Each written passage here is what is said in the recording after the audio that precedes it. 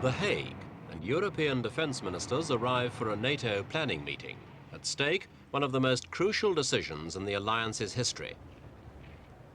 The politicians were seeking agreement on the modernization of their forces by the deployment in West European NATO states of over 500 new American tactical nuclear missiles. The Americans want unanimous agreement, but the Dutch position, as portrayed by Defence Minister Wilhelm Scholten, was for a produce but don't deploy policy. The British, on the other hand, see the missiles as essential to West European security and want full NATO approval.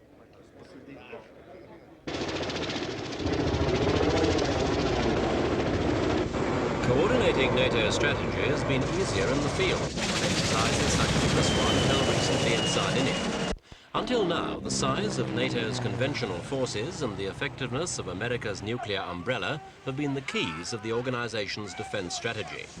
Now the Americans want their European allies to share the nuclear burden and place on European soil for the first time medium-range nuclear missiles capable of striking at the Soviet Union.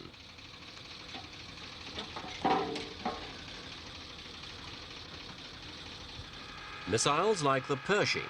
An updated version of this missile can deliver a nuclear warhead up to 1,600 kilometers. Plans call for a total of 108 Pershing IIs in NATO's arsenal. Launched from West Germany, the new Pershing could attack targets in the Soviet Union.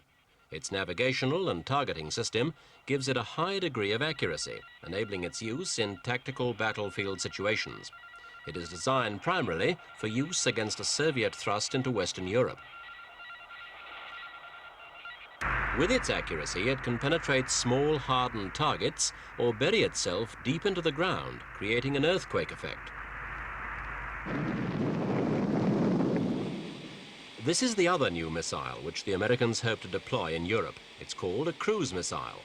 With its small fins, it's basically a more sophisticated version of the Second World War V-1 flying bomb. Powered by a 100-pound jet engine, it doesn't fly much faster than the V-1, but it's much more deadly.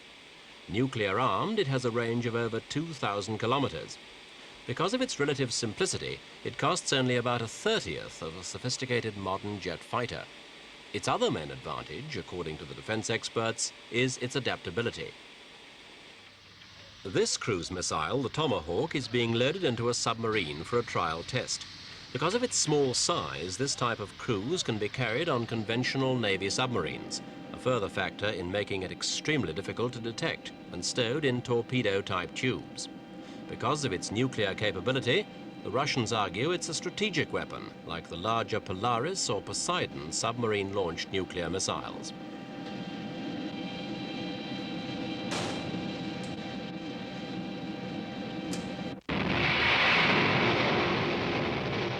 Once fired, the cruise is guided to the surface to begin its low trajectory journey to its target.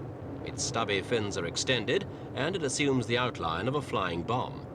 It's unlikely in wartime to be aimed at the center of a large city as a deterrent. With weapons like this, a less than total nuclear war is thought to be possible.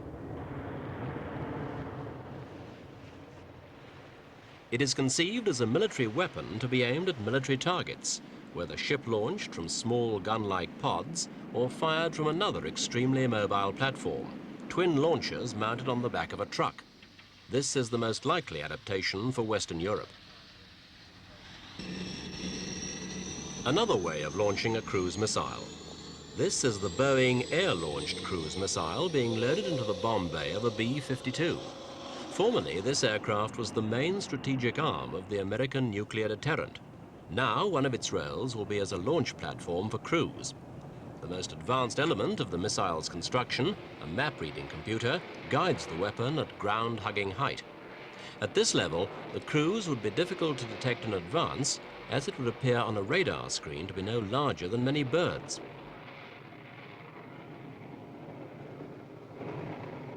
The missile is accurate to within 30 meters.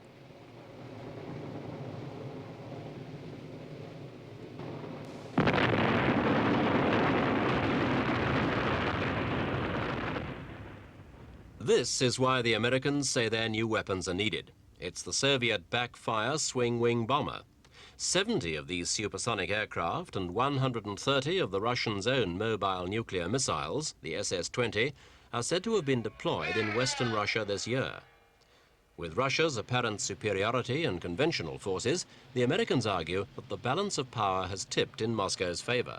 Soviet leader Leonid Brezhnev offered to reduce the number of medium-range missiles targeted against Western Europe and to withdraw 1,000 tanks and 20,000 troops from East Germany.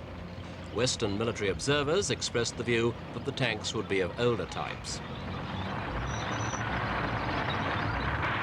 The Warsaw Pact, as demonstrated at exercises such as this, has arrayed a formidable armory to set against NATO.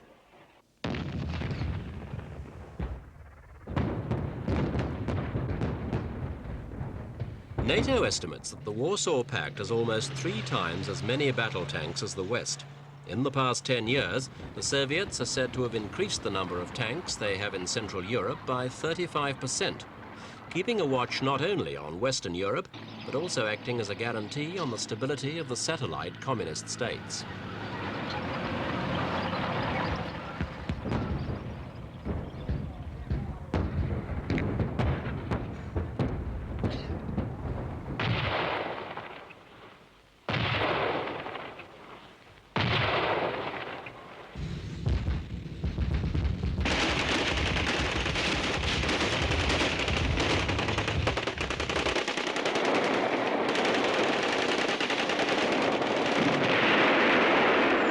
To counter this superiority in numbers, NATO at present relies on the ability of the Americans to airlift troops into Europe.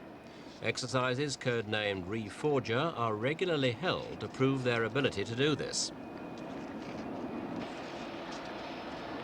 But aside from NATO's ability to add more troops to the strategic balance, the Americans insist that the modernization of the treaty's nuclear weaponry is still essential.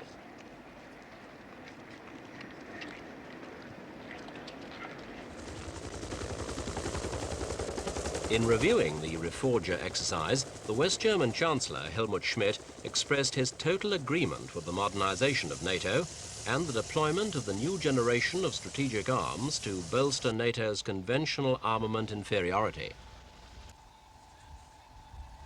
Chancellor Schmidt, however, felt compelled by opposition within Germany to state that Germany would welcome its share of the missiles only if other non-nuclear NATO members took some too. This obstacle was soon overcome when Belgium and Italy, awaiting the German reaction, decided that they too would follow Chancellor Schmidt's lead and also accept some of the missiles. The Russians, alarmed at this development, sent on a mission to Germany Foreign Minister Andrei Gromyko. He repeated Mr. Brezhnev's offer of force reductions in discussions with the West German Foreign Minister Hans-Dietrich Genscher. Herr Genscher stressed that his country had a dual policy: NATO modernization to correct East-West nuclear imbalance, and yet further détente. This German view was repeated in a later meeting Gromyko had with Chancellor Schmidt. The Russian foreign minister argued that there was no imbalance, and that NATO and the Warsaw Pact had parity in military strength. At a later press conference before leaving Germany, the Russian foreign minister stated bluntly that NATO's expected decision to station the new nuclear weapons in Western Europe would destroy the basis for negotiations on further disarmament. Mr. Gromyko's comments were seen as being aimed at German public opinion and an endeavor to undermine a growing NATO accord. But there are other problems. The Dutch, for example, want arms limitation talks before the nuclear decision, and the sympathy with the Dutch decision from NATO's northern flank, the Danes and the Norwegians. And in Italy, the Communist Party has also called for a delay to the missile plans. So, while their forces engage in mock battle, the West European governments need to continue the dialogue with the Soviets on limiting arms, both to remove the armed threat and to enable them to reduce their military expenditure.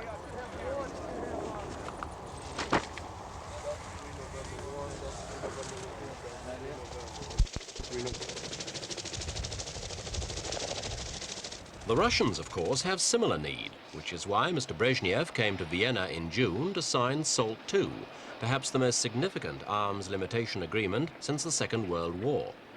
Many Western leaders point to the Soviet leader's stated desire for détente, and they believe that his initiative to NATO should be pursued.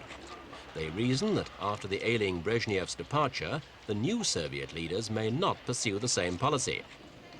The agreement signed between President Jimmy Carter and the Russian leader was meant to be a precursor to a third stage in the disarmament process, SALT III. SALT II did not include the backfire bomber or the medium-range cruise missiles. It's understood that a third agreement would. Although the agreement was smoothly enacted in Vienna, President Carter still has a major fight on his hands at home to get the treaty ratified by the American Senate. A major public campaign opposing the SALT II agreement has been launched in America. It could delay ratification and the next round of disarmament talks.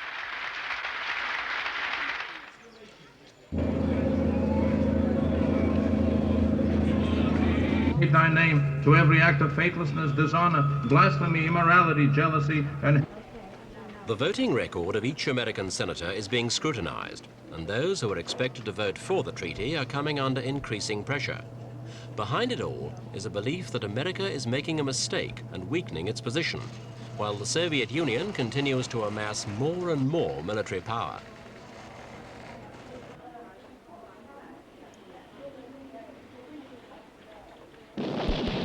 It now appears unlikely that the American Senate will ratify SALT II before the NATO ministers have to decide on the deployment of the new nuclear missiles. With the American government warning that a limited Soviet thrust might have to be stopped from Western Europe, it appears likely that NATO will agree on the missiles without the guarantee of further disarmament talks.